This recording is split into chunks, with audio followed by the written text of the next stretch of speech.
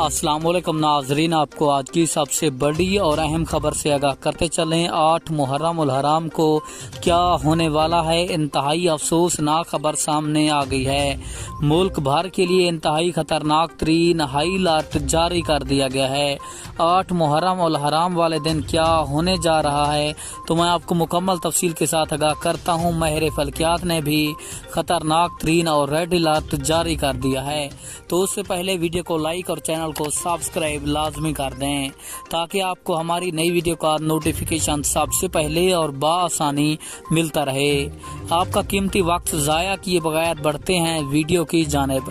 آپ کو بتاتے چلیں، تازہ ترین رپورٹ کے مطابق محکمہ موسمیات نے خطرناک ترین ہائی الرٹ جاری کیا ہے۔